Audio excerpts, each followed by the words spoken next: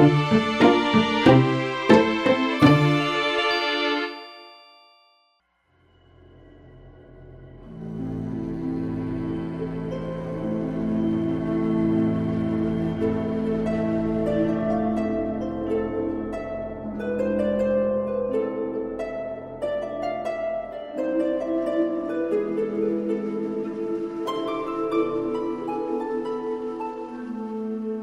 fellow detectives.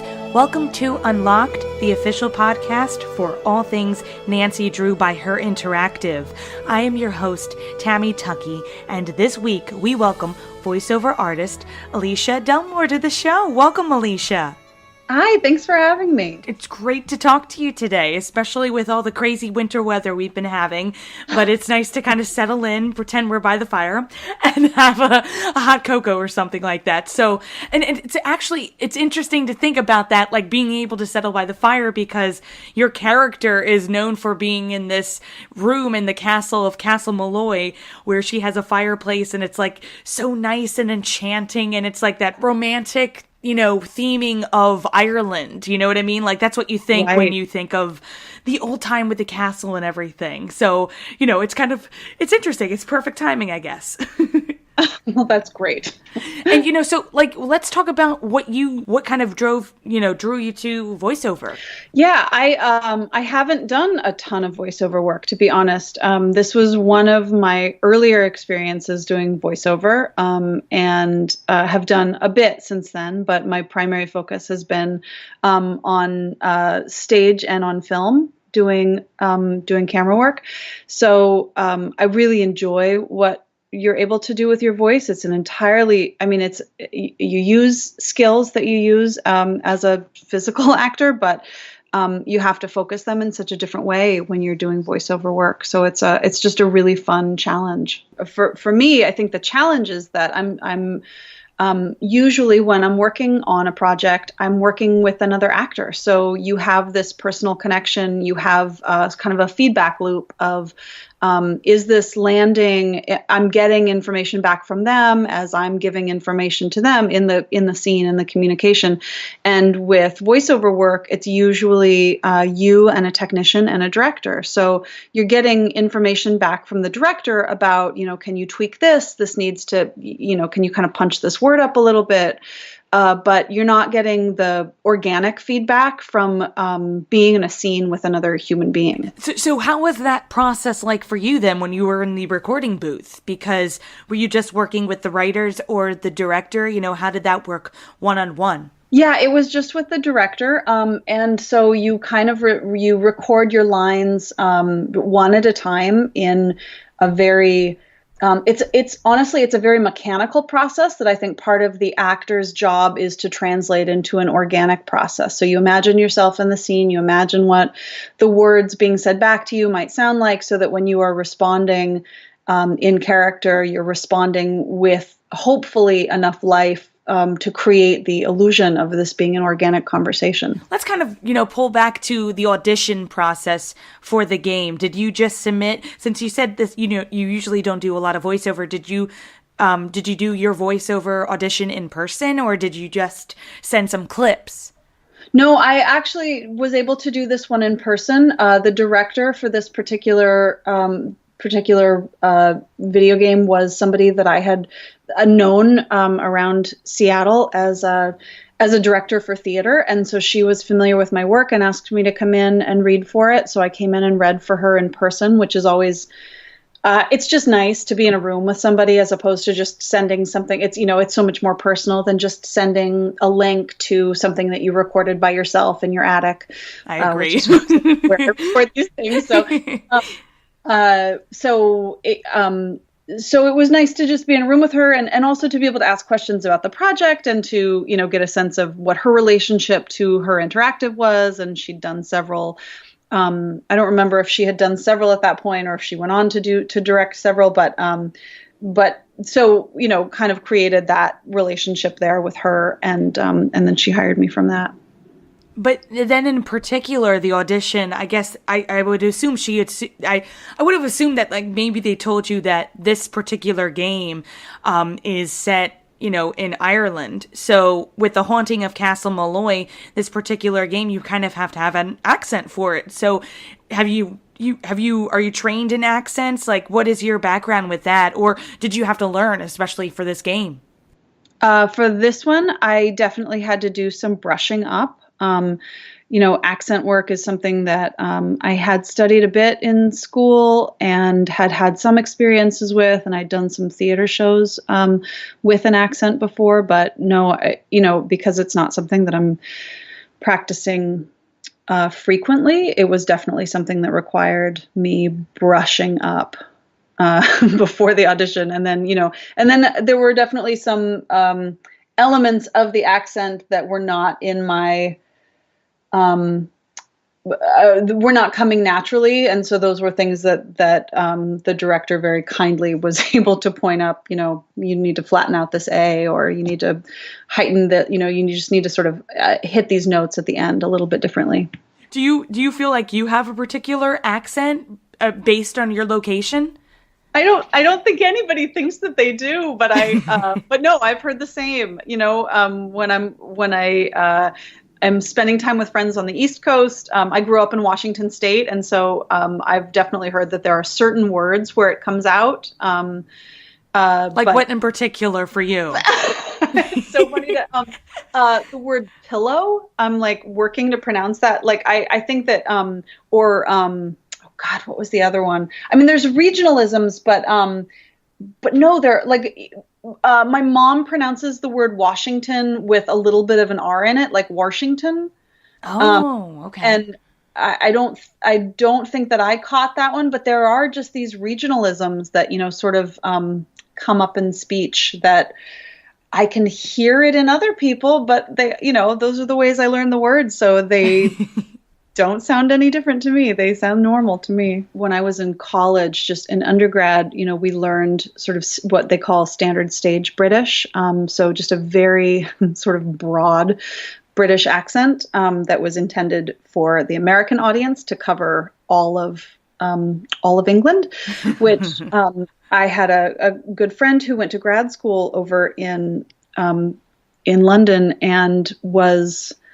I think he learned 28 regional accents of England because, because that is so familiar to any British audience. So you would need that to be able to work on the British stage, because the regionalism there is so can be so defined by the accent, or it's so easy to tell where somebody is from based on their accent over there if you are from there. Much less so, obviously, to the American ear, who's like, well, there's somebody from the South, there's somebody from New York, but I think American ears would be hard pressed to tell the difference between a Texas accent and a Louisiana accent, even though there is a difference, I'm sure, regionally. I think that because the space is just, the land is so much closer together in England, you are able to tell, or the British ear is able to tell so much better. Or maybe it's just more acclimatized to it. I don't know. With the game itself, had you played any Nancy Drew games beforehand just to get an inkling of how it was going to be structured? I didn't. I was definitely obsessed with the Nancy Drew books when I was a kid, and I felt like I knew the world of Nancy Drew really, really well. And personally, I didn't want to get too invested in the way that I thought the game would be structured, because I thought that it would make me be thinking in a more technical way going into an audition process than it would be if I just was organically approaching the character from a, what is this person trying to accomplish by saying these words, kind of a motivation. So I didn't do a deep dive into the structure of the games, but I felt like the world seemed true to what I knew about the Nancy Drew world, and that and that seemed enough to carry me. I did read one or two Nancy Drew books before the audition, again, just to sort of like refresh what I remembered about the world. And for this one in particular, there's like a love triangle going on. So did you speak with the director about how to play this character in particular, and just to know a little bit more about her background in particular? I'll be really honest. I don't remember. It was 10 years ago that we did. It was a long time ago. Yeah.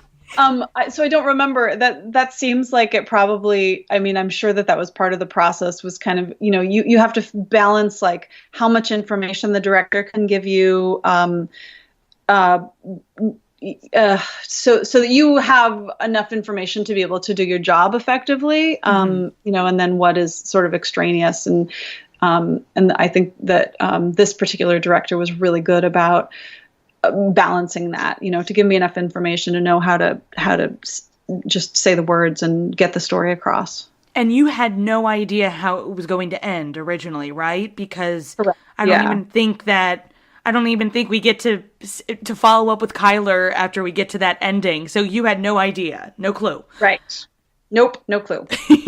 And did you meet any of the other voice cast? No, I don't think I ever did. I remember going back and looking at the cast list at some point after the game was published and going, "Oh, I know him from the theater world." I couldn't tell you who that person was, but at this point, but I do remember going, "Oh, how funny! Like we got to do a project together, although we never physically were in the same space at the same time." What were your thoughts once you actually got your hands on the game and were able to either play it or see it online being played by others?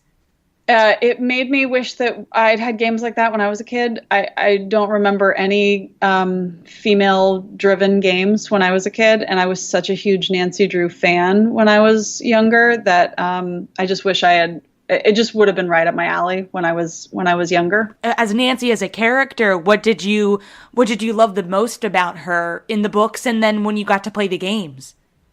She was in charge. I mean, it was her world, right? Like it wasn't a male dominated world that she was a spunky character in. She owned the world. Everything kind of existed around Nancy, and I loved that. It made it, sort of gives you as a kid the perspective that, wait, you can be the central focus of a story. And I read a lot of books about female characters, but especially in the gaming world, there were very few opportunities to play as a character that was intended to be female, and to play a world in which that character was the central focus of the entire world. What was your immediate reaction when you finally heard yourself in the game? I remember thinking, honestly, I think that this happens a lot to actors, but just to be really honest, I think my reaction was like, "Ooh, I wish I could have one more shot at that line," or I wish I could just go back and do this one thing a little bit better. I think it's because I used to work in theater almost exclusively, and then maybe 10, 12 years ago moved more exclusively to film. And, in theater, you don't get the experience of watching yourself from the outside because it happens and then it's gone and the audience witnesses it, but you don't. But in film, in voiceover work, it is captured forever and ever, which means, which is a double-edged sword. It means that both you can kind of capture this magic in a bottle and then it lives forever and millions and millions of people can see it. Also, when you when you don't quite capture it and you're like, oh, that was, I think it works for 95% of the people, but like it's just not ringing entirely true for me. That also just lives forever and ever. So it's both of those things. I have been to Ireland. My family is Irish and or of Irish descent, and my sister and I were really lucky to be able to backpack around Europe together when I think I was 21 or 22, and she was 18 or 19. And we spent about a week, I think, in Dublin and in Cork, and that was really fun. So I won't say that I drew on that for this experience, but it was nice to have kind of a physical place in mind when working on it. It was my experience was just that the people were incredibly warm and and friendly. We met a lot of people, and we weren't the most outgoing. I mean, I think we'd never traveled in Europe together, and we had no idea what we were doing. And I'm sure we were just like bumbling American idiot tourists. And in fact, I'd feel very certain that we were bumbling idiot American tourists. But especially in Ireland,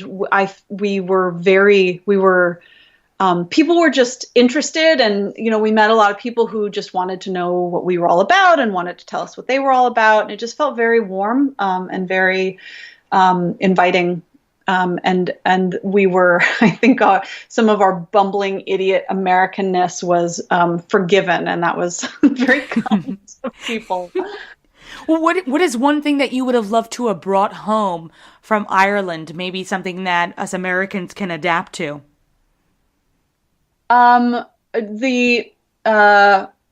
I think just the inquisitiveness, there was like a lot, I felt like there was a lot of, we'd meet people who were very grounded in who they were, but were just curious about who we were and just interested. And that curiosity, I wouldn't say that that's specific to Ireland, but it was something that I remember experiencing there, that's a personality trait that I love, that, when you are aware enough of what's happening around you and you're, just in your general vicinity, to just be curious about the people that are there and the environment that you're in. And then, like, later on, you got to be a part of the of Lights, Camera, Curses as a gossiper in the background. So, did you record this material while you were doing Castle Malloy, or did you come in at a separate point just to do some extra voices for them? No, that was all part of the Castle Malloy process. Really? So did they tell you a little bit more about that upcoming game so you would know like what exactly this was going to be placed in? Like what type of story? Not really. Yeah, I didn't know a whole lot. Did you ever play it? I didn't. And in fact, I didn't realize even that it was used for a separate game until much later. You've been continuing to perform and everything. So what has been one of your most recent projects that you've been working on, or anything else that you'd like to mention that we could, the listeners can check out? Yeah. Well, I actually just released a series on Amazon that's called Rocketmen. And it's something I'm incredibly proud of, largely because I was also the producer on the series. So I'm an actor in the series. The project was brought to me as an actor, and it was just a remarkable, ridiculous, hilarious script that I just thought, well, this has got to get made, and I really want to see this made well. And I asked the director, more questions about who his team was, and he was really a solo operation. And so I asked him if I could help him produce it. And I don't think either of us knew what we were getting into at that time, but I started working as the producer, and it was 6 years ago, I think, that we started that process. And we premiered and it was an ambitious project for the amount of resource that we had, which is why it took so long. So we premiered at the Seattle International Film Festival in 2017, which we were really proud to do, and then are working with a distribution company right now to have it online. And so right now it's on Amazon, and it's available for free on Amazon Prime. And I think it's $2 or $3 if you don't have Amazon Prime, but it's something that I am immensely proud of. And so I would highly recommend anybody checking out. It's about an hour long total. The series it's 7 small episodes, but all strung together. So it's just one. It's about, the length of a short movie. And it's what's like the premise of it overall? Like what's the main storyline? So it's about an old works progress administration program that sort of through government bureaucratic oversight never got cut. So it still exists, and a group of rocketmen are standing on rooftops all over the cities, waiting for the threats of tomorrow. It's like an old Cold War program that they just forgot to lay people off from. So wow. It's like a municipal force that just stands around waiting for something to happen. It's kind of about it's kind of about jobs programs, and it's kind of about what happens when when the thing that you use to define yourself is taken away from you. And it's also a comedy, and it's also a little bit of an action adventure. There's a giant robot that walks down 4th Avenue in Seattle at some point, which is it's so silly and it's so fun. And yeah, I don't know. It's like a little bit sci-fi, a little bit fantasy. But I would love for people to check it out. I'm going to put it on my list. I found you through the Facebook page because I didn't know any other way to get in touch. And whoever was in charge of it, thank you for getting Alycia and I in touch. But I was like, I didn't understand what it was. And I was like, you know what? I'm just going to ask her about it. I want to hear from the creator themselves, because I feel like, you know, the people who are behind projects like these have the most passion for it. And I think they explain it best, as opposed to just a little blurb about it online. You know what I mean? So it sounds fascinating. Well, thanks. I'm pretty biased, but I think it's fun. Thank you so much for being on the show, first of all. And do you have any other social media pages that other individuals can, you know, keep in touch with you on? Not really. I don't blame you, though. I have a Twitter account that I don't really use. So yeah, no, That's okay though. The Rocketman Facebook page is probably the best way to stay connected. I'll put the link in the show notes below. And finally, my last question for you is, if you could describe your experience working with Her Interactive and now being a part of the Nancy Drew universe using one word, what would it be? Satisfying.